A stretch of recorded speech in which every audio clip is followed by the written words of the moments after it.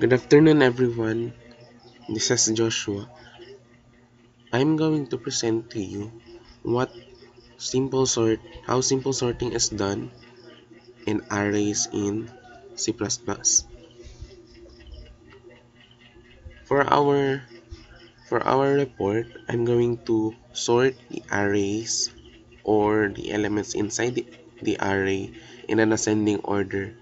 So if we have an array like something like 3, 4, 5, 2, 1, maybe we can arrange it to 1, 2, 3, 4, 5. Here is the steps or the algorithm present in our um, method. So for this one, so we can input 5 numbers because in our array for our report later, the program is below this text, this comment. So for this lesson, we are going to have an array of 5 elements. So we have to input 5 numbers first and then display the unsorted array so that you can see the difference between the unsorted one and the ones influenced by the sorting.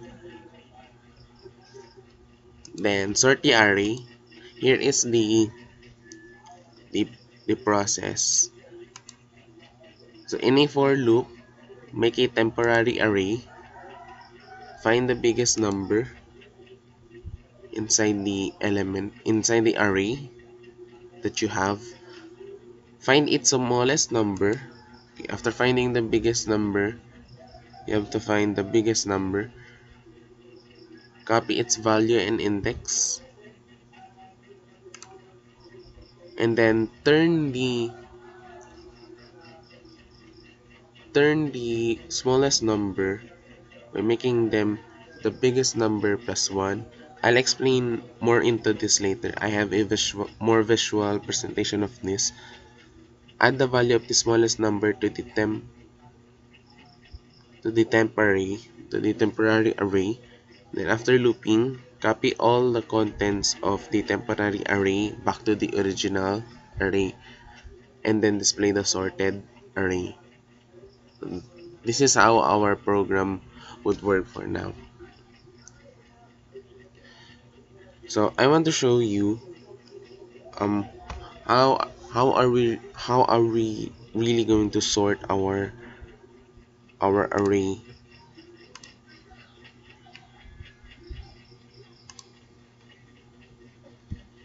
Okay, so using the Microsoft Word, for example, we have an array like this: 16, 45, 7, 9, 22. So how are we going to sort this array? So in our method, here is how we are we going to do it. So we have to find the smallest element and the biggest number first. So in this case, we have 45. Next, in this array, you have to find the smallest first. So the smallest one is 7.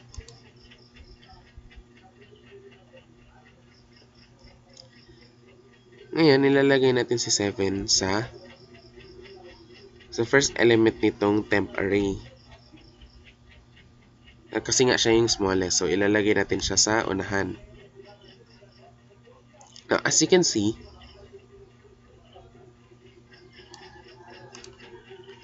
so si 7 is nandito na siya sa temp array.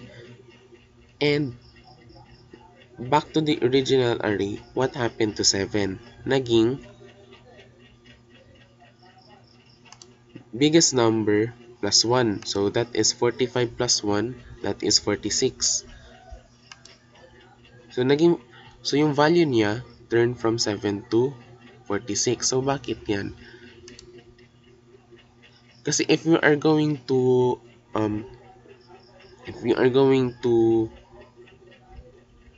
kasi babalik tayo sa array na to this original array and then find the smallest element again. So kapag nandun pa si 7, kung nandun pa si 7 and napunta siya.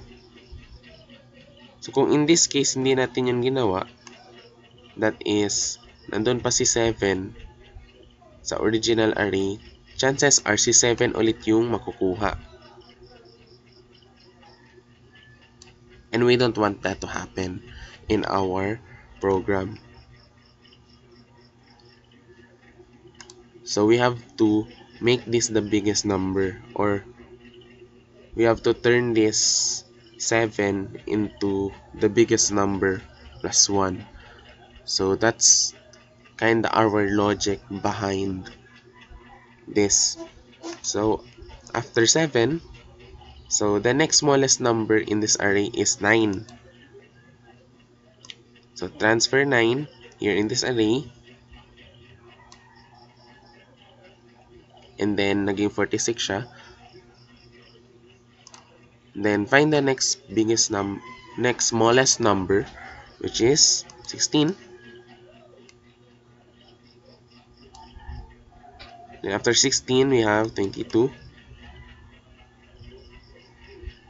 Then after 22 we have 45. And now arrange na yung array from biggest to smallest. So what's the next step? All of this we have to copy it back to the original array. Ito yung ibabalik nating values. 7, 9, 16, 22, 45. That is how our sorting algorithm works. There are so many sorting algorithms out there which will be discussed by the rest of my group members, but for this case, our logic is that we have to make a separate array and then place those numbers there, place the numbers in the original array in an ascending order. Now let's proceed with the coding.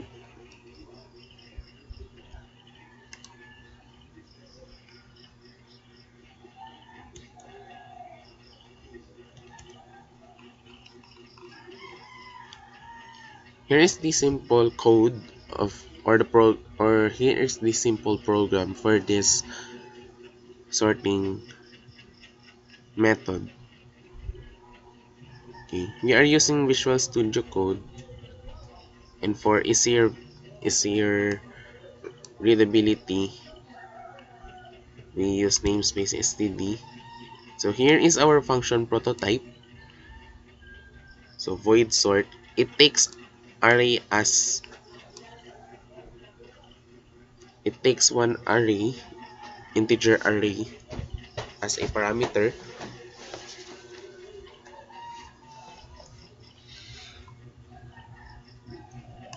So ayan, meron tayong simple array lang.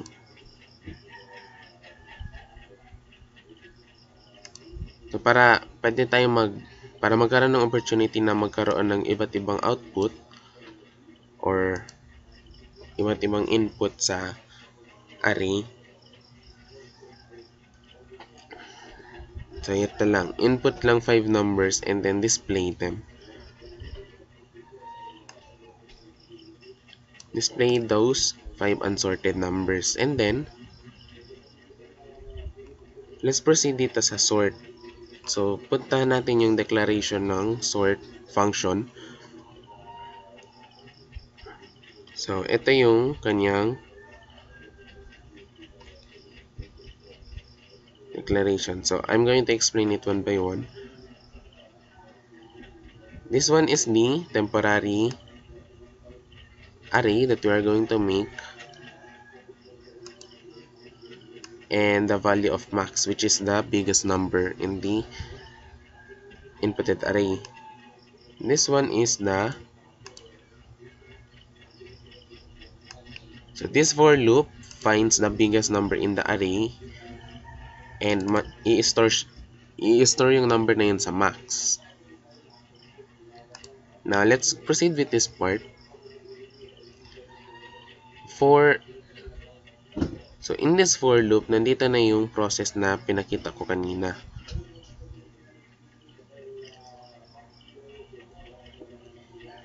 Yung pinakita ko kanina, which is, we have to find the smallest element. Okay, reason. Bakit? So, if you stop by, you're going to ask me, bakit 999 yung value ng minimum? Siyempre kasi, chances are maraming elements ganyan. So you are going to find the minimum element. So this time dapat, so I just took the biggest number possible. So pwede nyo pang palakihin yung number, but this one gawin ka lang 999 yung value ng minimum.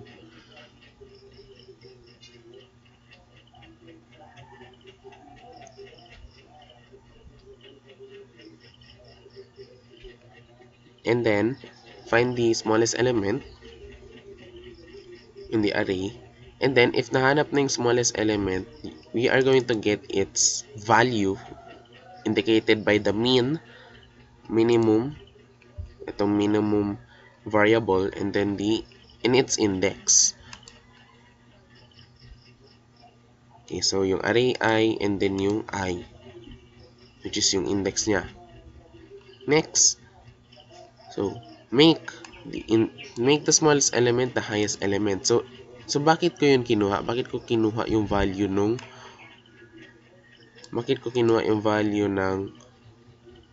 minimum and then yung index niya? Bakit ko kinuha? Kasi gagamitin natin siya sa labas.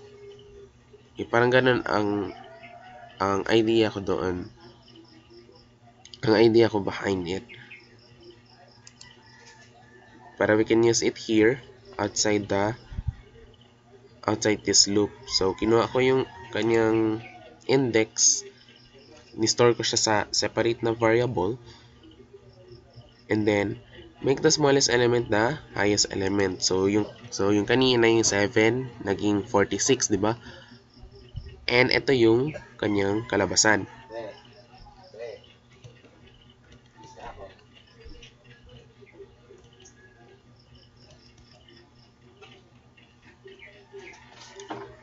So, ito yung kanyang kalabasan. So, array min index max plus 1. So, pwede naman ako magkaroon ng, pwede ko naman ibahin like 9999 ang number, but I just opted na biggest number plus 1, which meant that imposible siyang mapili as the minimum or the smallest. Kasi mas malaki siya sa biggest number. And then add the smallest element to the temp array. So sa current iteration ng for loop na to, itong for loop na to iterates to the temp array. So kung ano yung index ng temp array that time, doon siya ilalagay. And then copy the contents. Ganun lang, like kanina. Copy lang the contents of the temp array to the original array. Coding wise, I think it is simple enough to be understood. We just use simple for loops for this one, and nothing much. So after sorting, we are going to display the sorted 5 numbers. Okay, so ano to purpose ng cin.get? So it's like sa Turbo C++ kasi meron tayong getch or getch na function. So this one meron tayong cn.get. Wala yan sa Turbo. But in the modern library of C++, sa IO stream yan siya, cn.get. So same lang yung function niya. It means that yan man yung function na ginagamit kapag para hindi mag-close agad yung application, para after magpalabas ng program, magpindot ka pa ng enter. Okay. So I'm going to present paano ba to talaga siya mag-work. So ito yung example ko.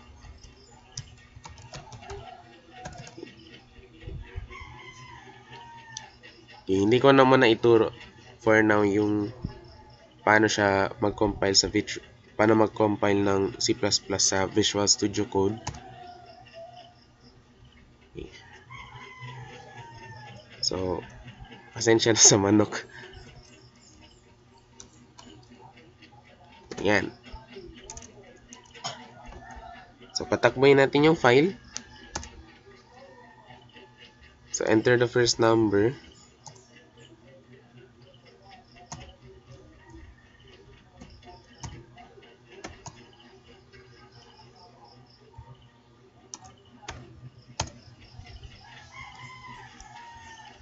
So, this one is our, I don't know if you can see too much.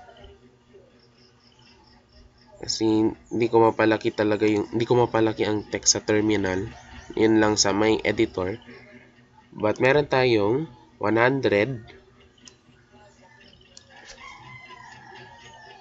143, 12, 6, and 8. So, ang kalabasan sa after, so sorted na siya from highest to lowest. So, that is 6, 8, 12, 43, and 100. Okay, gawin natin yung example ko kanina.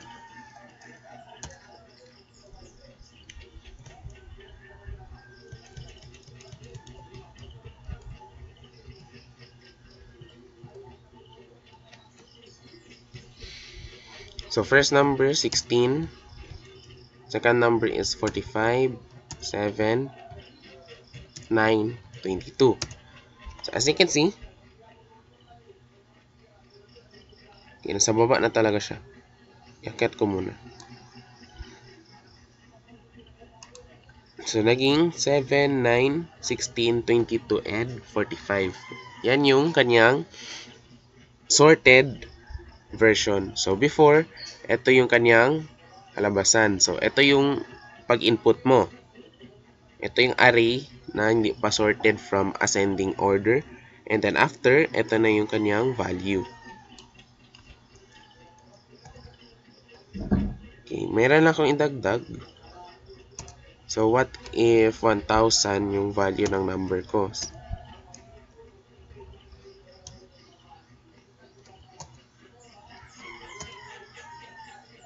Yan. For this one kasi, limited ang ating program. Merong limitations but it can be easily adjust. So, ang nangyari, di ba, naging 999 ang value. So, di ba dapat 1,000 yan dito sa dulo instead of 999, di ba? So, 1,045, 311, 78, 14. So, naging 999. Bakit yan siya? Kasi, while finding the smallest element of the array, hanggang 999 lang yung possibly na smallest element. But, pwede naman siyang i-extend para ma-include yung 1,000 or ma-sort out yung 1,000. But in this case, since we just wanted to show you paano siya isosort in C++, paano sinusort ang array. Ganun lang muna.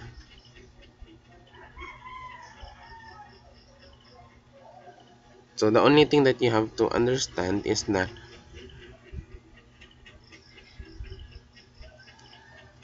this program, ano lang siya, until 3 digits lang yung ginawa mo na namin. But you can extend this one. pwede niya lang baguhin yung code. You can also change it from descending to ascend, from ascending to descending. So it's your choice.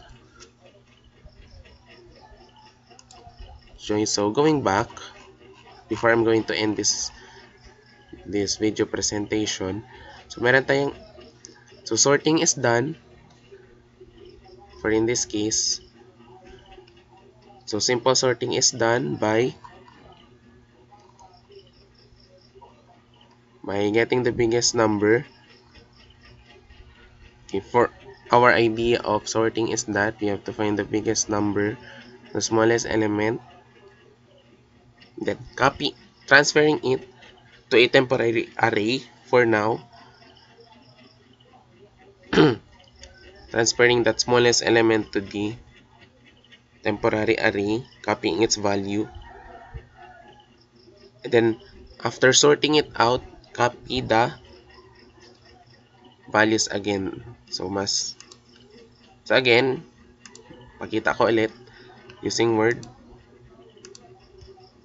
So sorting arrays, so ganito lang, copy the value of the smallest number to the temporary array. Just copy the values.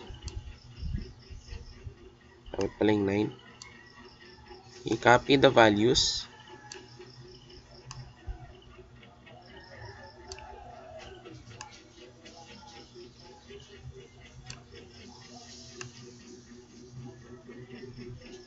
Then after transferring all of the values of the original array to the temporary array, copy all of them back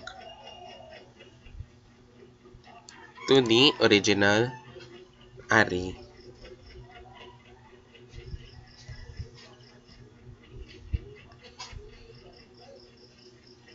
So we'll now discuss the different types or other types of sorting algorithms, because